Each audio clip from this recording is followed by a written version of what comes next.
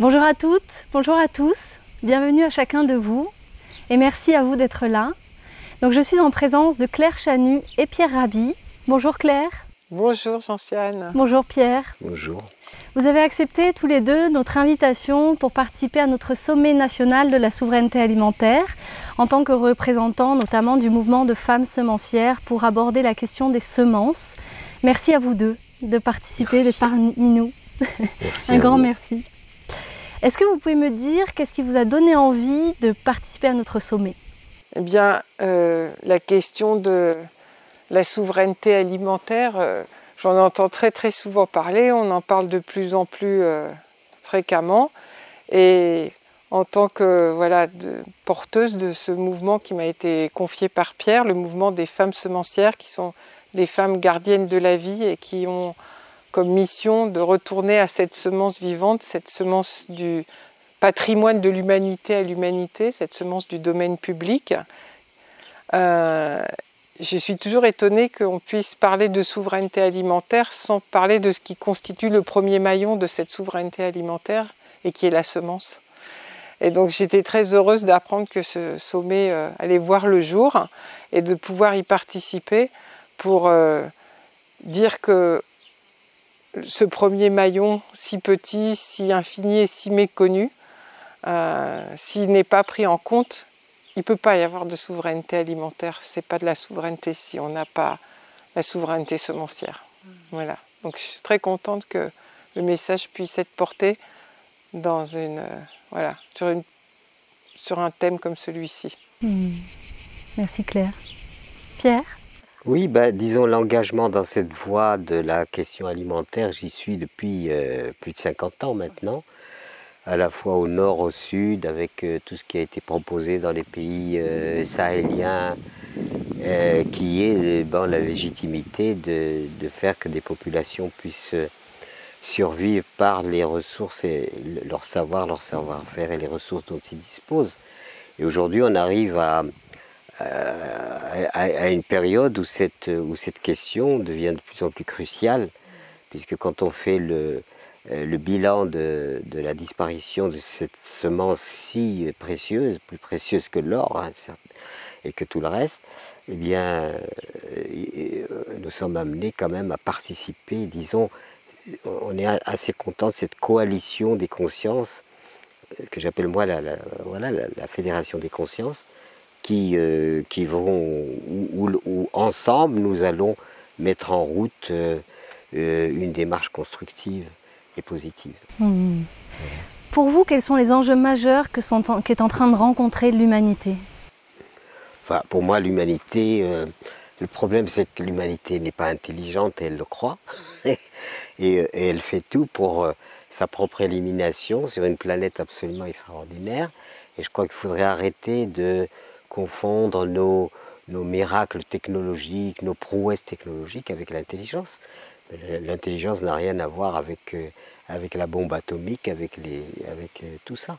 L'intelligence est quelque chose de transcendant qui est de l'ordre de la vie, justement. La vie est intelligente. Alors après, ça nous amène à dire, est-ce que c'est du hasard, de la nécessité, ou est-ce qu'une intelligence suprême, moi j'ai tendance à croire qu'il y a une intelligence suprême, qui évidemment est en toute chose, même dans la petite graine insignifiante, il y a une intelligence, donc elle est partout. Le problème c'est que l'humanité n'est pas intelligente et qu'il faut qu'elle le devienne. Et il ne faut plus qu'elle se grise de ces techniques en croyant qu'elle va, ce côté prométhéen, vous allez voir ce que vous allez voir, l'être humain va se passer de tout, il va être le maître absolu, etc. Ça, il n'y a rien de plus inexact et absurde. Donc l'intelligence, pour moi, elle est d'un ordre qui aboutit à faire de nous des êtres aimants, des êtres qui comprenons la loi de la vie, qui la protégeons parce que la lui nous protège, et c'est tout ça que je considère comme intelligence. Voilà. Donc il faut que nous devenions intelligents. Voilà. Claire? L'enjeu de l'humanité, Oui.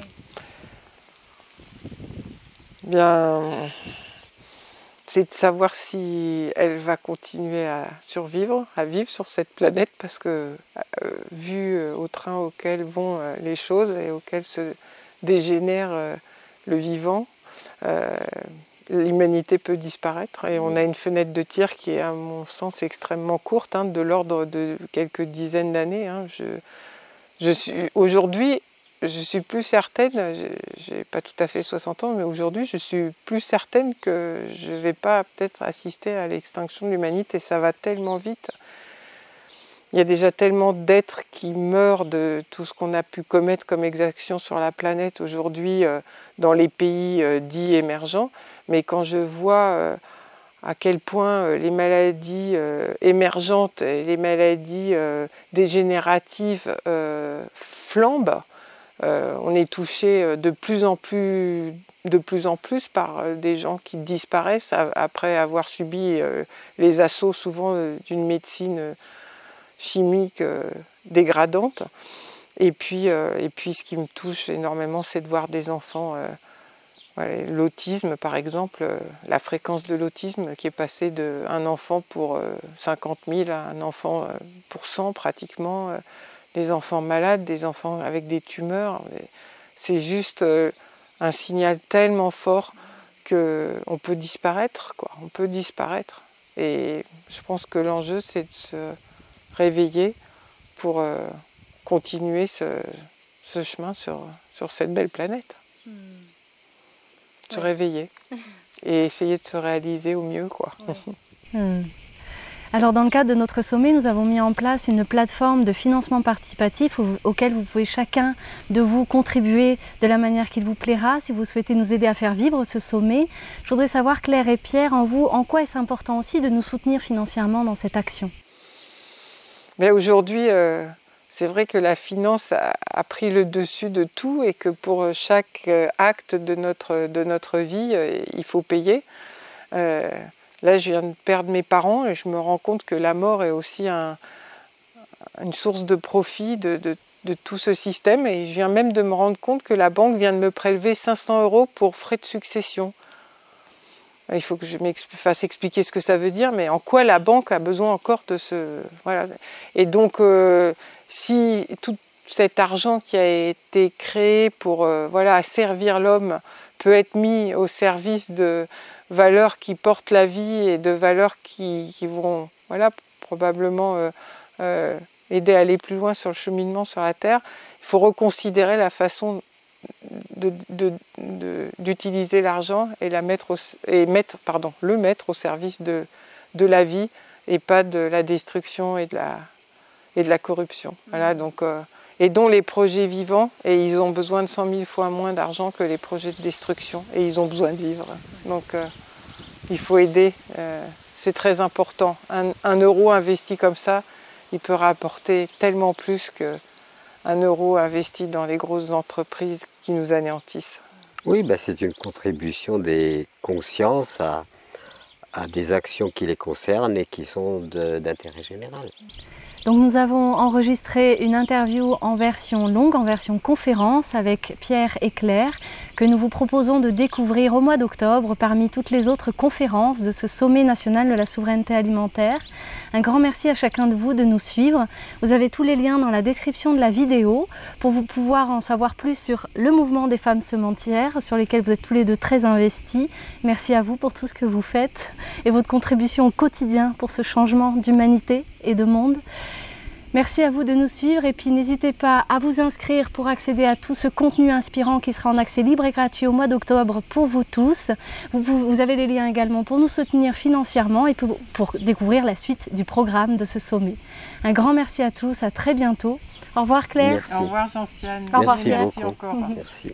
Prenez soin de vous, prenez soin des autres et prenez soin de la terre. Ciao, bye bye.